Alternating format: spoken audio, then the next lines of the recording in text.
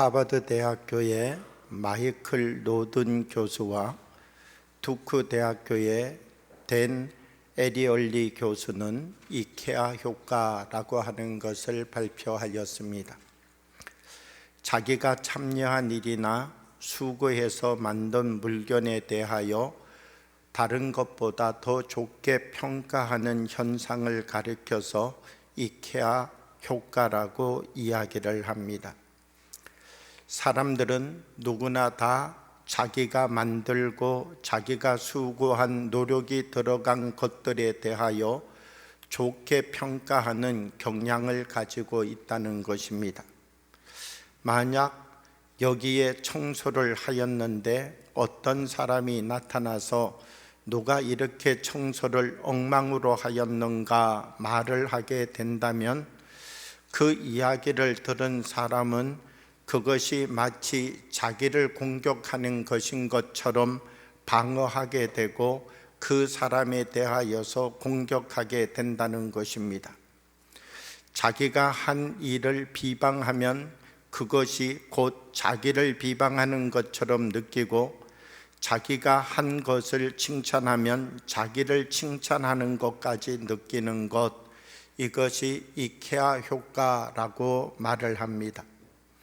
나 자신만 나의 것이 아니라 결국 내가 한 모든 일들도 나의 영역의 일부분이 되어지게 된다는 것입니다.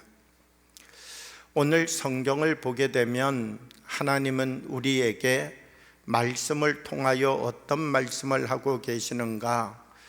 하나님이 하신 모든 일도 하나님 자신처럼 대하라, 이렇게 말씀하고 있다는 것입니다. 하나님은 하나님 자신뿐만 아니라 하나님이 하신 말씀을 하나님처럼 생각하며 살아가고 있는가, 여기에 관심을 갖고 계시다는 것이지요. 만약 하나님이 우리 앞에 직접 나타나신다면 우리는 어떤 모습, 어떤 자세를 가지겠습니까? 아마 하나님이 우리 앞에 직접 나타나신다면 우리는 모두 다 두려워할 것이고 하나님의 현존 앞에 떨 것입니다. 그러나 하나님이 말씀하신 말씀을 만나는 우리는 그렇게 두려워하지 않습니다. 하나님이 말씀하신 말씀을 만나는 우리는 하나님의 말씀을 때때로 경하게 여길 때도 있고 또 우리의 귀에 제대로 새겨 듣지 않을 때도 많이 있습니다. 하나님께서는 하나님 자신뿐만 아니라 하나님 말씀도 우리가 그 하나님의 말씀을 어떻게 알고 어떻게 존귀히 여기는가, 이것을 중요하게 여기신다라고 하는 것입니다.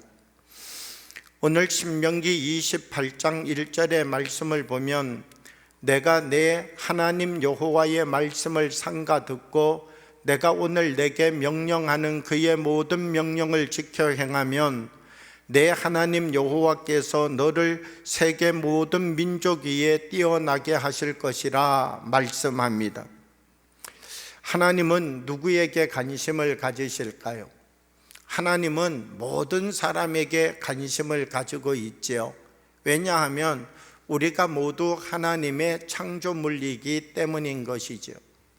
그런데 오늘 말씀을 통하여 신명기 28장의 말씀을 보게 되면 하나님은 이 모든 민족 속에서도 더 많은 관심을 갖는 사람이 있다는 것입니다. 어떤 사람에게 하나님의 관심이 머무르는가?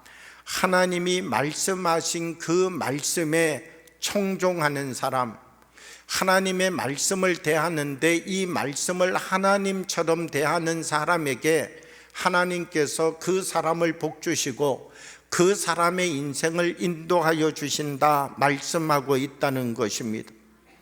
하나님은 우리에게 똑같은 말씀을 주시는데 어떤 사람은 그 말씀을 청종하여 지켜가는 사람이 있는가 하면 어떤 사람은 그 말씀을 가벼이 여기고 그 말씀대로 행하지 않는 불순종의 사람도 있다는 것입니다.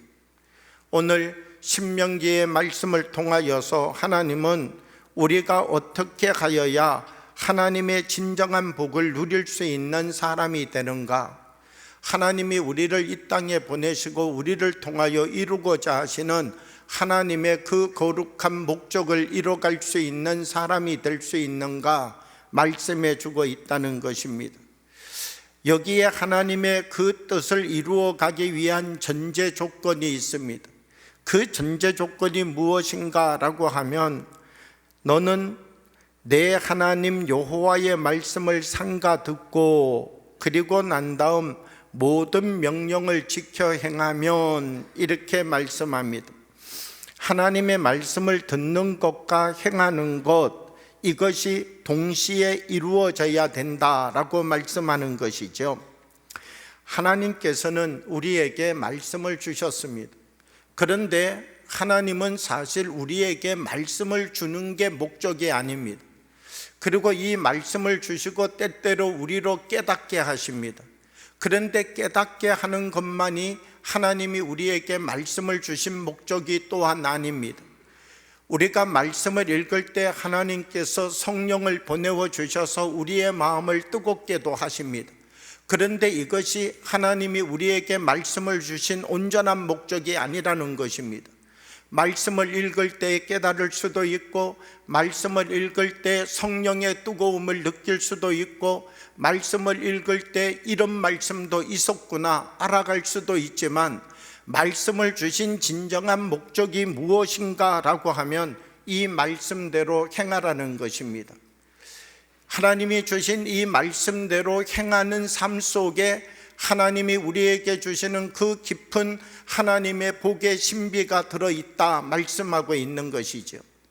하나님이 우리에게 말씀을 주셨는데 이 말씀 안에서 깨닫는 기쁨에서 멈춘다면, 성령의 은혜를 느끼는 것에서 멈춘다면, 그리고 내가 이 말씀 안에 들어있는 하나의 지식을 얻는 것에서 멈춘다면, 하나님이 말씀을 우리에게 주신 목적을 제대로 알지 못하고 이해하지 못하는 사람이라는 것입니다.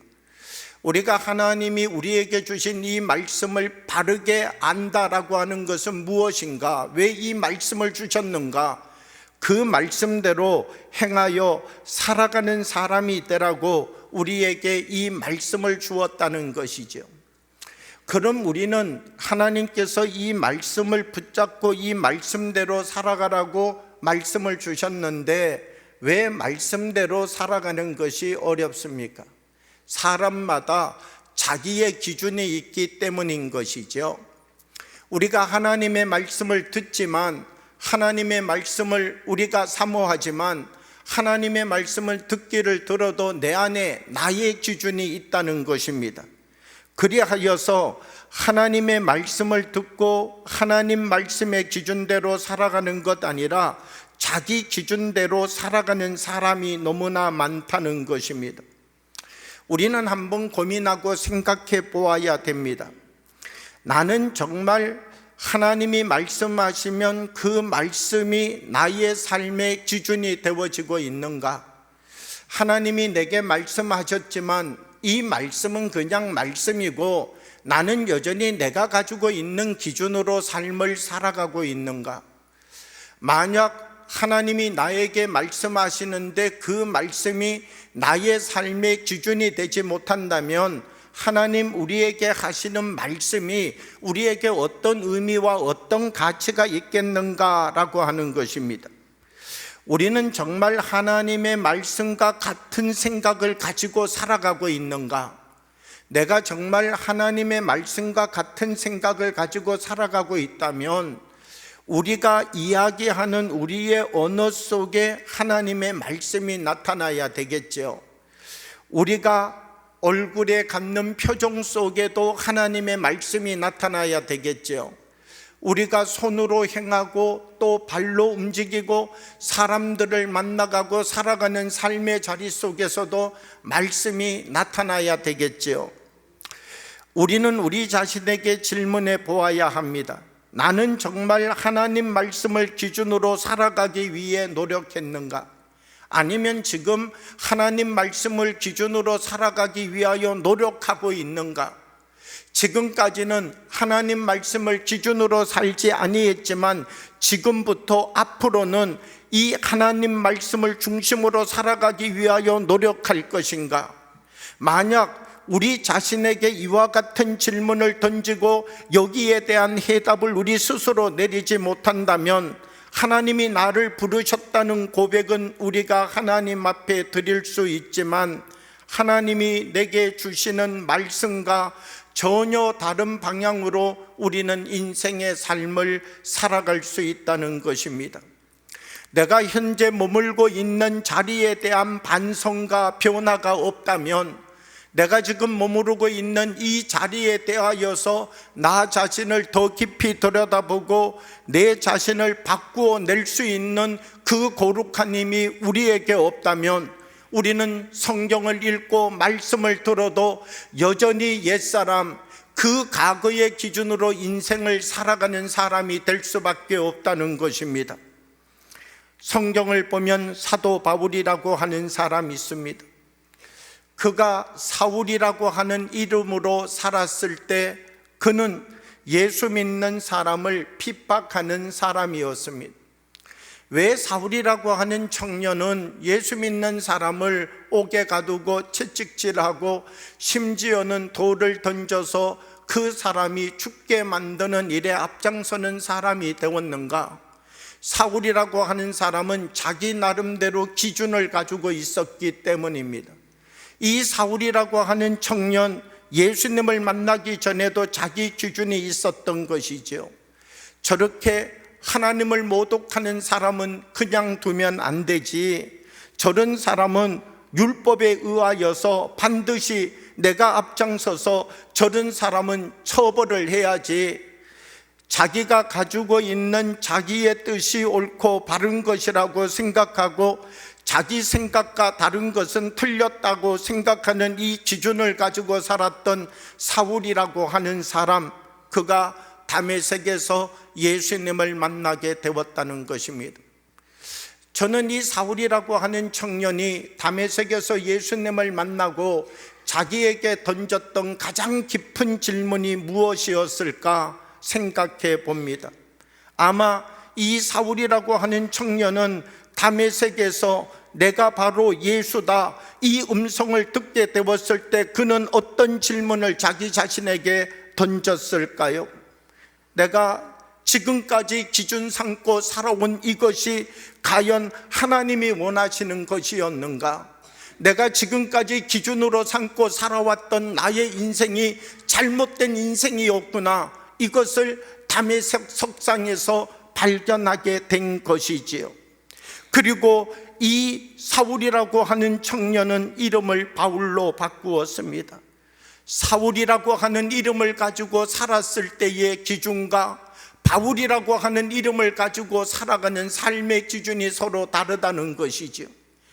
과거 나는 사울이었고 사울이라고 하는 사람의 중심 속에 있었던 그 기준은 이제 내게서 버려졌고, 나는 바울이라고 하는 이름으로 하나님이 주시는 새로운 기준을 가지고 인생을 살아가고 있는 사람이라고 고백하고 있는 것이지요. 바울은 다메섹 체험 이전의 기준과 이후의 기준, 이 두 가지의 기준이 그의 인생의 삶에 있었다는 것입니다. 우리도 사도 바울의 다메섹의 이 거룩한 경험을 기억한다면 우리도 고민해 봐야 될 문제가 있다는 것입니다. 우리는 어떤 문제를 고민해 보아야 됩니까? 하나님의 말씀을 듣기 전과 하나님의 말씀을 듣고 난 다음 나의 기준은 바뀌어지고 있는가? 이 고민을 우리는 우리 자신에게 던져보아야 되는 것이지요. 성경의 말씀을 읽습니다. 하나님 말씀을 듣습니다. 그런데 중요한 것은 하나님 말씀을 듣고 하나님 말씀을 읽지만 여전히 나의 기준은 어제 기준 그대로라면 오늘 읽은 말씀이 나에게 어떤 유익이 있는가라고 하는 것이지요. 하나님의 말씀을 읽고 하나님의 말씀을 듣는 그 순간이 바로 나의 기준이 바뀌어져야 될 바로 그 자리라는 것입니다. 말씀을 듣기 전과 말씀을 듣고 난 다음 우리들은 나의 삶의 기준을 어떻게 바꾸어 가고 우리는 나의 삶의 방향을 어떤 방향으로 바꾸어 가고 있는가, 우리 자신들에 대하여서 이 깊은 질문을 던져보아야 된다는 것입니다. 말씀을 듣기 전의 기준과 말씀을 듣고 난 다음의 기준이 달라야 된다는 것이지요. 성경을 읽기 전의 기준과 성경을 읽고 난 다음의 기준이 달라야 된다는 것입니다. 우리는 연약합니다. 우리는 부족합니다. 우리는 완전하지 않습니다.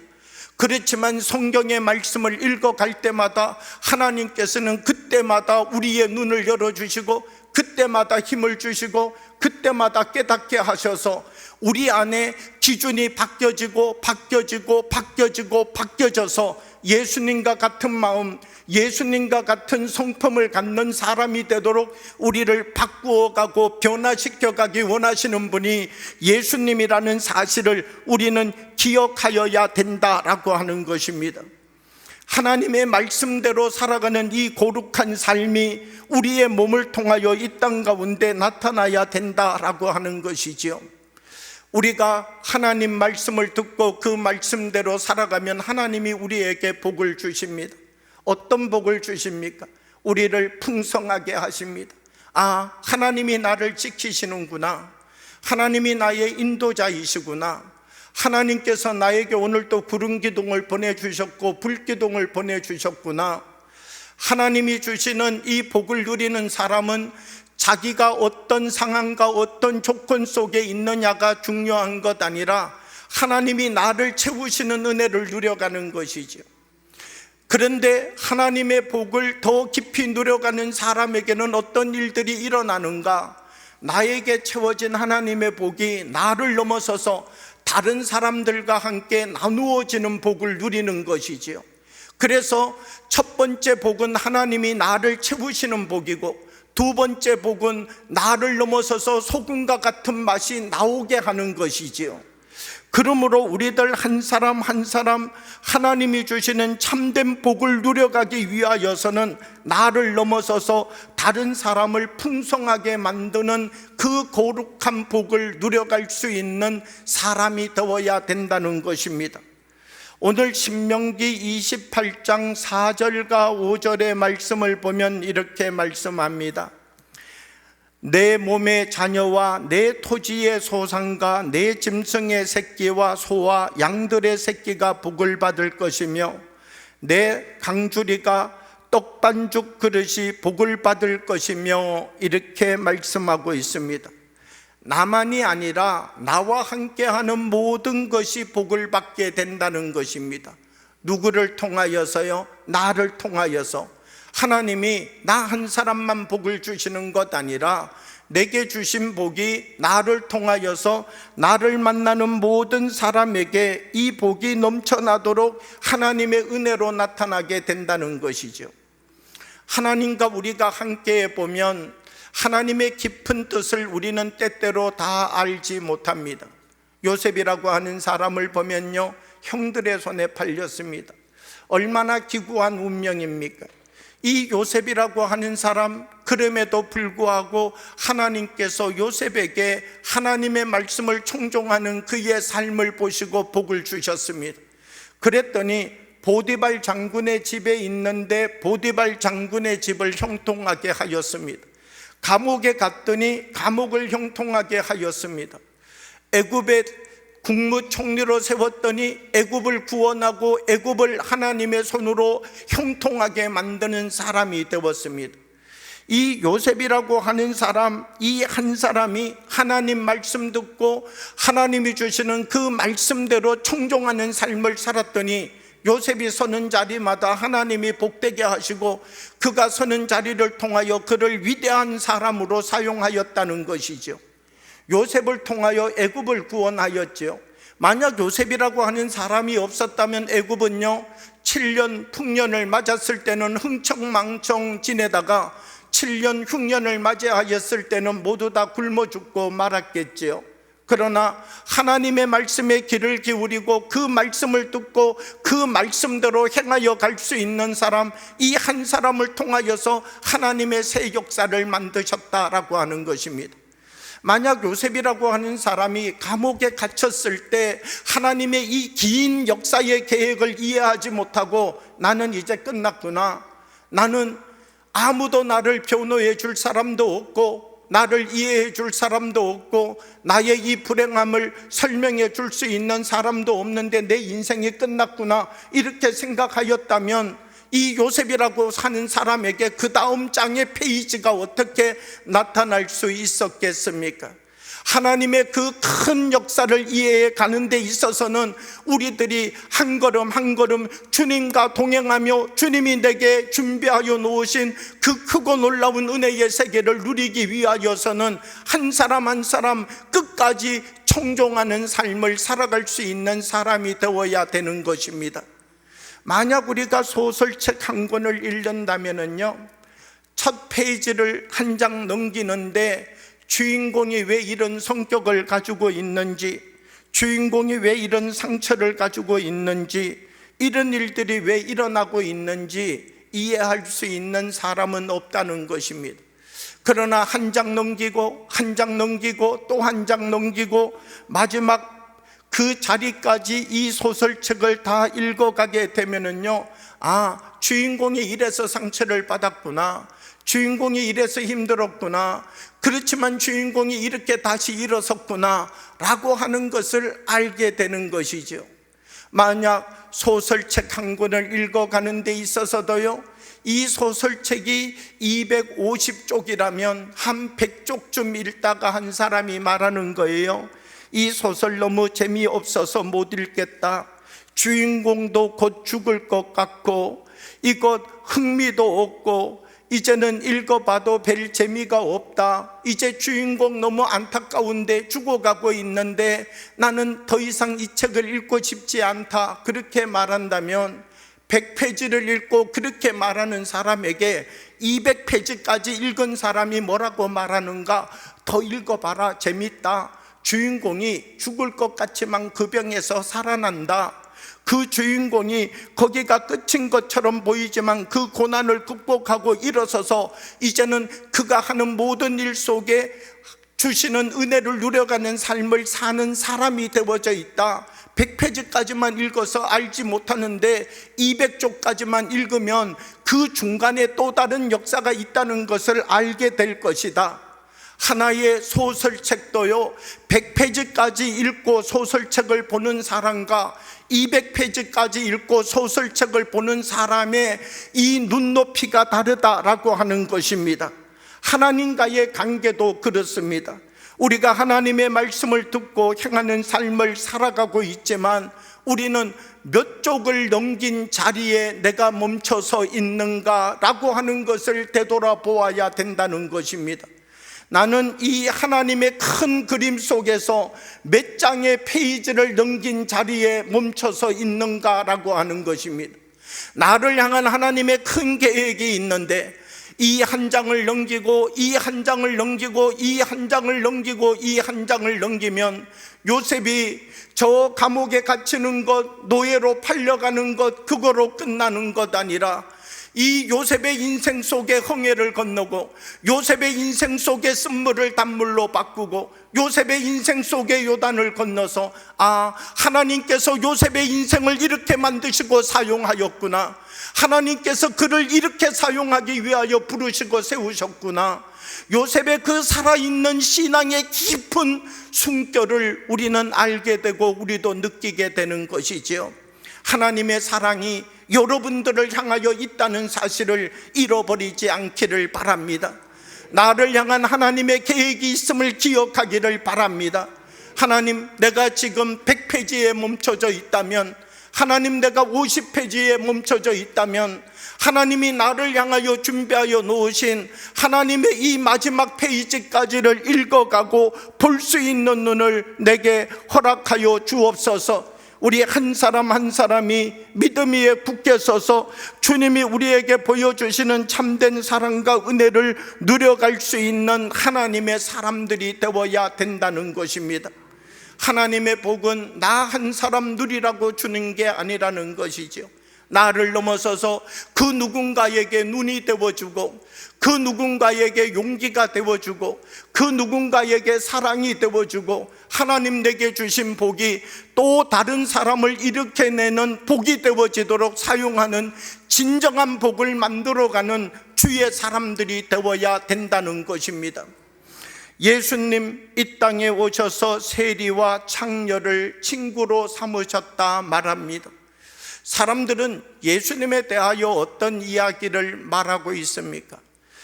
어떤 사람들은 랍비라고 말하고요, 어떤 사람들은 이 선생님이라고 말하고요, 어떤 사람들은 선지자라고 말하고요, 예수님에 대하여 여러 가지 말들을 하지만 저 바리새인들은 예수님이 세리를 좋아하고 창녀를 좋아한다, 이렇게 이야기를 하면서 예수님을 매도하였다는 것입니다.